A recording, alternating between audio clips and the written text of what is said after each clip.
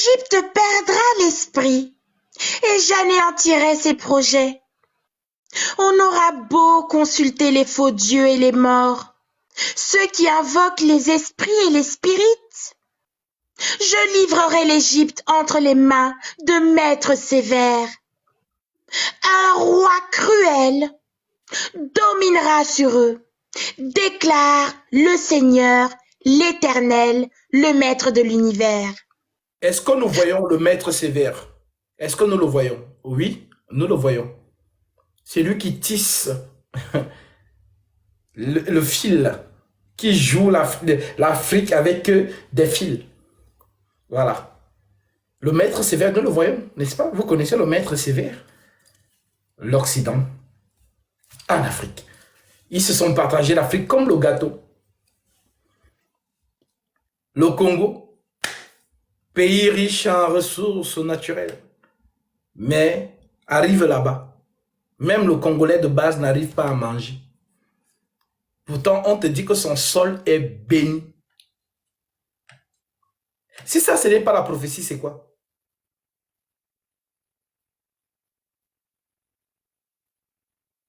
Et vous êtes dans des combats futiles. Oh, okay. Revenez à la spiritualité africaine, franchement. Que Dieu vous fasse grâce. La terre du Congo, la terre du Cameroun, la terre du Gabon et toutes les terres africaines sont gorgées de ressources naturelles. Mais l'Africain ne mange pas ses propres ressources que Dieu lui a données. Pourquoi? Parce que le maître sévère est là, c'est lui qui mange.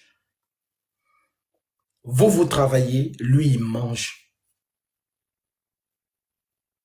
Vos enfants meurent. Vos femmes meurent de faim. Vos vieillards sont dans l'abattement. La main du maître sévère, l'Occident. Comment expliquer que tu es dans ton pays, mais ton argent, on le frappe ailleurs. Et tu payes encore les taxes dessus.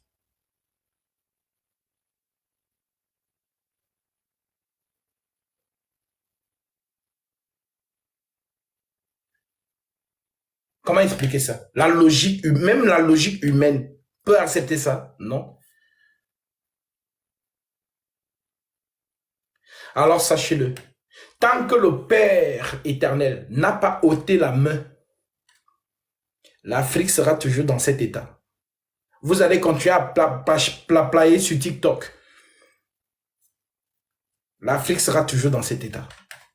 Parce que ce n'est pas le combat d'un homme. C'est le Père lui-même qui a envoyé le maître sévère. C'est lui qui a dit, nous avons lu. Reprends encore cette partie-là, s'il te plaît. Oui. Je dresserai l'Égyptien contre l'Égyptien, et l'on se battra frère contre frère, ami contre ami, ville contre ville, royaume contre royaume. L'Égypte perdra l'esprit, et j'anéantirai ses projets. On aura beau consulter les faux dieux et les morts, ceux qui invoquent les esprits et les spirites. Je livrerai l'Égypte entre les mains de maîtres sévères. Un roi cruel dominera sur eux, déclare le Seigneur, l'Éternel, le Maître de l'univers. Amen. Le Maître de l'univers, qui est le Dieu de l'Égypte, a déclaré. Donc, ce n'est pas le problème d'un Américain ou d'un Français.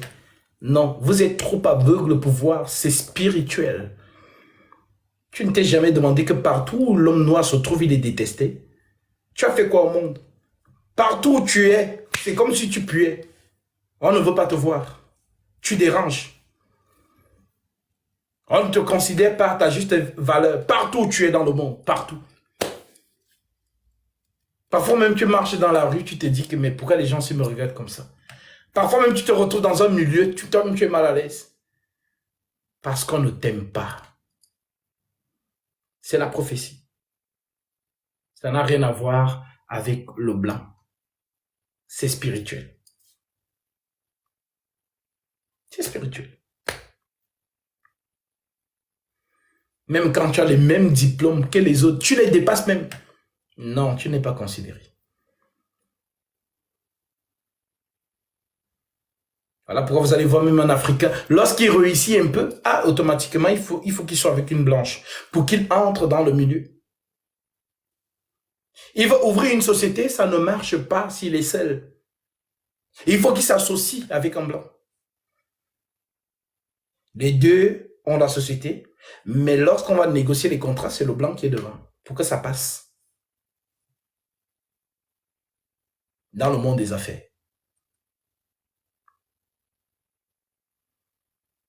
Maintenant, tu te diras, mais qu'est-ce qu'on a fait au monde? Pourquoi on nous déteste comme ça? Oui, c'est parce que tes aïeux ont adoré des faux dieux. Ça a excité la jalousie de ton père. Il dit, je suis un Dieu jaloux. Et je châtie ceux que j'aime. Oui, ma sœur? L'eau de la mer disparaîtra. Le fleuve deviendra sec et aride. Les rivières empesteront. Le delta de l'Égypte sera bas et desséché. Les roseaux et les jonques se flétriront. Tout le paysage sera nu le long du Nil. À son embouchure, tout ce qui aura été semé sur ses rives se desséchera, se transformera en poussière et disparaîtra. Les pêcheurs gémiront tous. Tous ceux qui jettent l'hameçon dans le Nil seront dans le deuil. Ceux qui entendent des filets à la surface de l'eau dépériront. Ceux qui travaillent le fin lin et qui tissent des étoffes blanches seront couverts de honte. Les soutiens du pays seront écrasés. Tous les travailleurs salariés seront dans l'abattement. Amen. Si là, ma soeur, mon frère, tu ne reconnais pas ceci, c'est que toi-même tu fais exprès.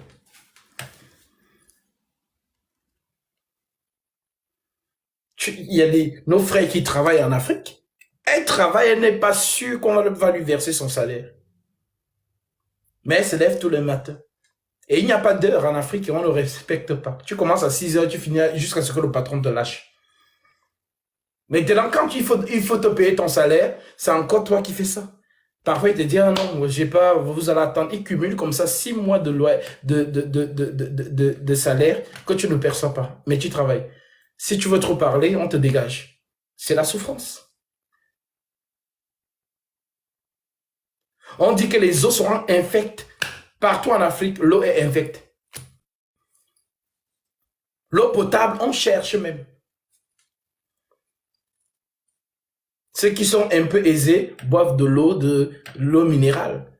Mais ceux qui n'ont rien meurent de malaria. Meurent de choléra.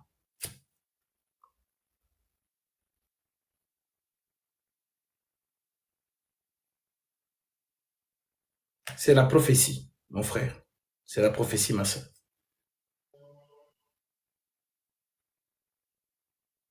Alors, je t'invite à revenir au maître de l'univers. C'est lui la clé. Ce n'est pas le blanc que tu vas dire, tu vas chasser. Tes aïeux n'ont pas pu chasser avec toute leur sorcellerie là. Oui, avec tout leur soi-disant les faux dieux là et tout. Ils n'ont pas chassé les blancs. Donc, qu'est-ce qu'on va dire? Le dieu des blancs était plus fort que les dieux africains. Vous-même, vous qui prenez ces choses, parfois même quand vous restez, vous essayez un peu même de réfléchir avec le cerveau. Oh, le vaudou, le vaudou, enfin, nous, les maîtres, les esprits de la forêt, tout ça. Oui, ok, tout ça là.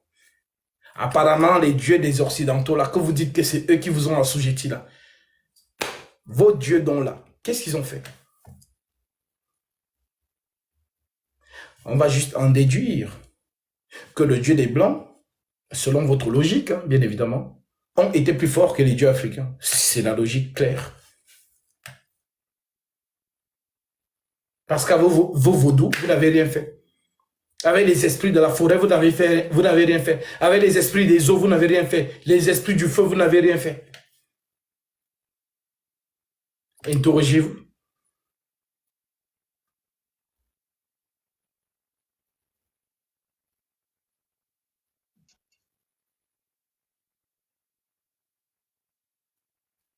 Oui, ma sœur. Les princes de Tsoan sont autant de fous. Les sages conseillers du pharaon forment un conseil stupide. Comment pouvez-vous oser dire au pharaon: je suis un fils des sages, un descendant des rois du passé? Où sont-ils donc, les sages? Qu'ils te fassent donc des révélations et qu'on le découvre quelle décision l'Éternel, le maître de l'univers, a prise contre l'Égypte. Amen. Amen. L'Éternel, maître de l'univers, vous pose la question à vous, Égyptiens. Comment osez-vous dire à Pharaon: tu es fils des sages? En fait, c'est une expression de l'Antiquité, fils de Dieu. C'est une expression de l'Antiquité. Fils de Dieu veut dire quoi? Dieu devenu homme. Donc, ils ont dit que Pharaon, c'est un Dieu qui est devenu homme. Donc, le soleil qui est devenu homme. Voilà ce que les Égyptiens disaient de Pharaon. Oh Thèbes, Pharaon, vis éternellement. Toi, le soleil est devenu homme. Alors, Dieu leur pose la question: comment osez-vous dire à Pharaon que tu es fils des sages, fils des anciens rois? C'est une abomination.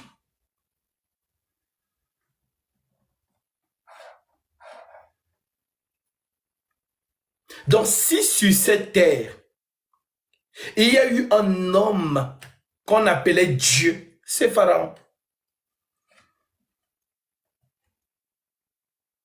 Donc, dans le peuple africain, le peuple égyptien, Pharaon, c'est Dieu.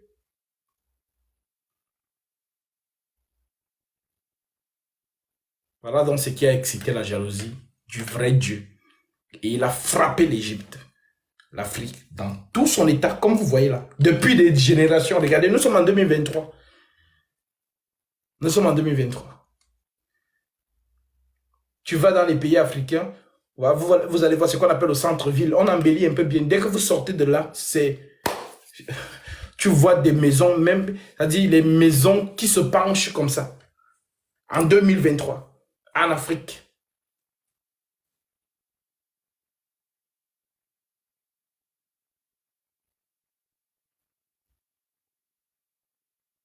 C'est la malédiction. Alors Dieu pose donc la question: où sont donc vos sages? Ils sont passés où, vos sages? Où sont donc vos conseillers qui consultent les courriers, qui vous disent que le grand Dieu Tout-Puissant a résolu contre vous? Reprends cette écriture, ma soeur, s'il te plaît. Oui. Les princes de Tsoan sont autant de fous. Les sages conseillers du pharaon forment un conseil stupide. Comment pouvez-vous oser dire au pharaon: je suis un fils des sages, un descendant des rois du passé? Où sont-ils donc, les sages? Qu'ils te fassent donc des révélations, qu'on découvre quelle décision l'Éternel, le maître de l'univers, a prise contre l'Égypte. Les princes de Tsoan font preuve de folie. Les princes de Memphis se bercent d'illusions. Ces chefs de tribus égarent l'Égyptien. L'Éternel a déversé au milieu d'elles un esprit de vertige, et ils égarent les Égyptiens dans tout ce qu'ils font. Amen. Ils sont pareils. Amen. Laissez-moi répondre à le bienfaiteur. Va chercher du travail, frère. Je suis en train de travailler là contre les démons comme toi. Voilà. Je sais que c'est pas toi qui parles. C'est un esprit déchu qui voit la lumière et qui justement veut perdre tous ceux qui veulent se réveiller. Ne le bloquez pas, il faut qu'il reste là. La lumière là, va bien éblouir ses yeux. Voilà. Je suis en train de travailler, je suis ouvrier de mon père. C'est mon travail. Voilà. Donc, ça te fait mal, la vérité. Voilà pourquoi tu dis ça. Tu préfères que j'aille, voilà, vaquer à d'autres occupations que d'éclairer. Mon Dieu m'a dit, tu es la lumière du monde. Que ta lumière luise dans les ténèbres. Donc, comme ma lumière brille trop là, voilà pourquoi tu veux que non, je ne brille plus, mais que j'aille vaquer à d'autres occupations. Ce n'est pas toi qui as parlé. Ne t'inquiète pas. Je sais que ce n'est pas toi. C'est l'esprit déchu qui est en toi qui a parlé. Et il est vaincu au nom de Jésus-Christ. Oui, ma sœur. Les princes de Tsoan font preuve de folie. Les princes de Memphis se bercent d'illusions. Ces chefs de tribus égarent l'Égypte. L'Éternel a déversé au milieu d'elle un esprit de vertige, et ils égarent les Égyptiens dans tout ce qu'ils font. Ils sont pareils à un homme ivre qui titube en vomissant. Amen. On dit que les Égyptiens seront perturbés dans tout ce qu'ils font. C'est-à-dire que tout ce que tu fais, ça n'évolue pas. On dit que tu titubes comme quelqu'un qui est ivre. Ça veut dire que tu tournes en rond. Tu tournes en rond. Voilà. C'est un esprit. Tout ce que tu fais tourne en rond.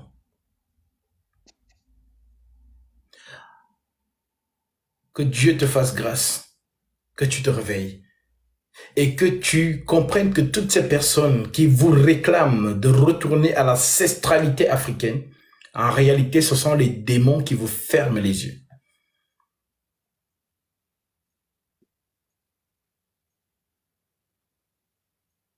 Oui, ma sœur. L'Égypte sera incapable de faire quoi que ce soit, du plus important au plus insignifiant, du sommet au bas de la société. Ce jour-là, l'Égypte sera pareille à des femmelettes. Elle sera terrifiée. Elle tremblera de peur en voyant l'Éternel, le Maître de l'univers, brandir sa main et la lever contre elle. Ah, donc ce n'est pas le blanc qui élève sa main contre toi, c'est l'Éternel. Donc quand tu vois tout ce que les blancs font là, comme vous les appelez les blancs, les occidentaux là, tout ce qu'ils font là, c'est Dieu qui est derrière eux. Tu ne t'es jamais demandé pourquoi on a pris tous tes fétiches, on a fermé ça au musée du Louvre. Tu ne t'es jamais demandé ça? Comment on peut enfermer un Dieu dans le musée du Louvre? C'est incroyable. Donc on a pris les fétiches. Oh non, rendez-nous nos fétiches. Oui, tout ça, ce que vous exposez là, ce sont nos machins. Donc vos dieux sont enfermés au musée du Louvre. C'est pas possible.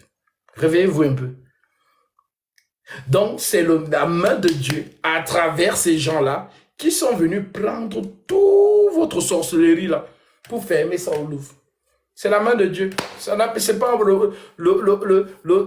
la guerre d'un blanc ou d'un indien ou d'un chinois. Non. Mais relis encore cette partie-là parce qu'ils vont dire que c'est Dieu lui-même qui dit. Il ne dit pas que non, les blancs vont vous faire ceci. Il dit c'est lui. Okay. L'Éternel monte un nuage rapide. Non, juste la partie là, tu as recommencé, juste la partie où il explique qu'il revient, qu'il lèvera la main contre l'Égypte. D'accord.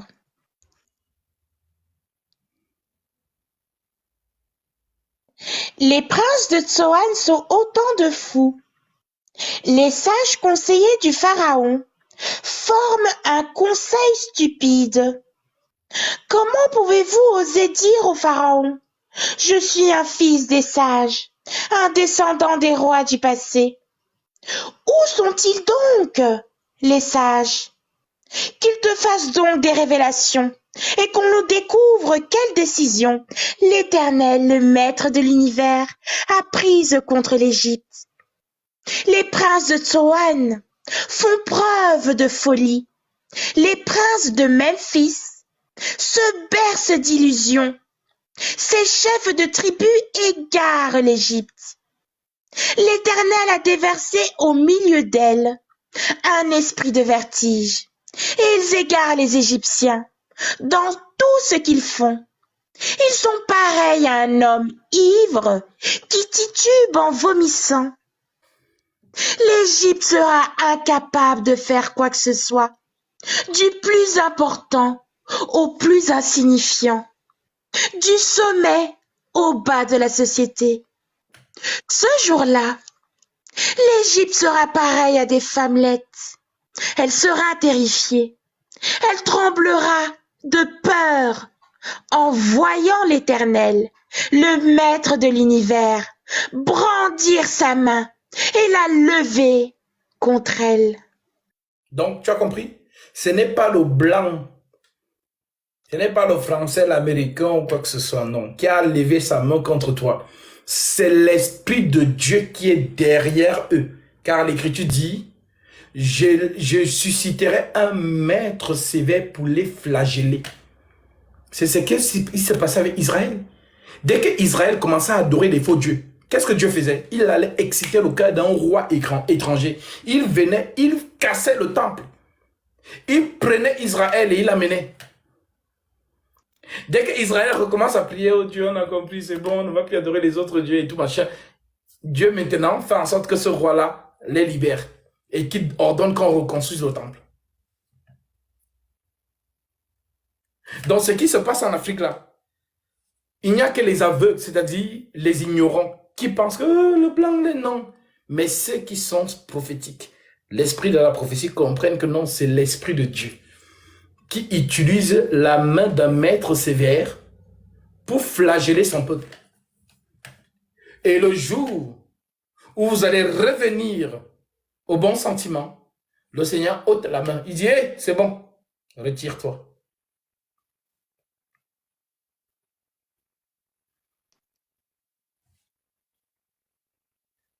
Ne vous conformez pas au siècle présent, mais soyez transformés par le renouvellement de l'intelligence.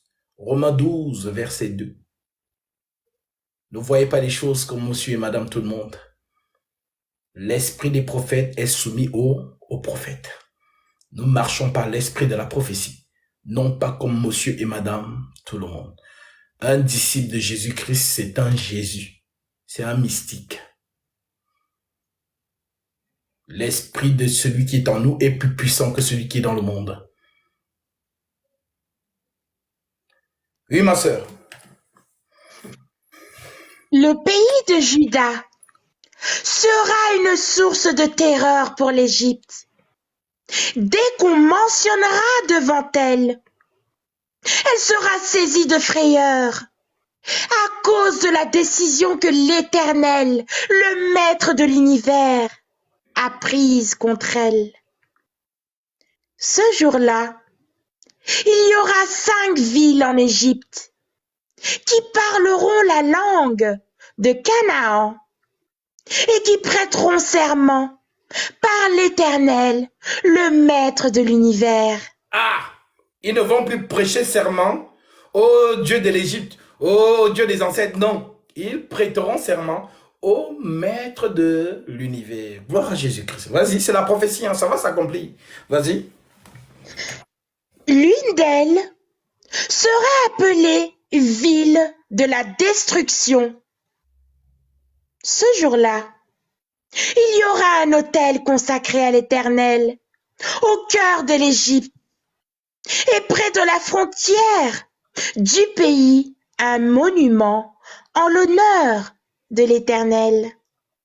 Ce sera un signe et un témoignage pour l'Éternel, le Maître de l'univers. En Égypte, quand ils crieront à l'Éternel à cause de ceux qui les oppriment, il leur enverra un sauveur. Alléluia. Donc, tant que vous ne fléchissez pas vos genoux là, et priez que, ah Seigneur, on est fatigué.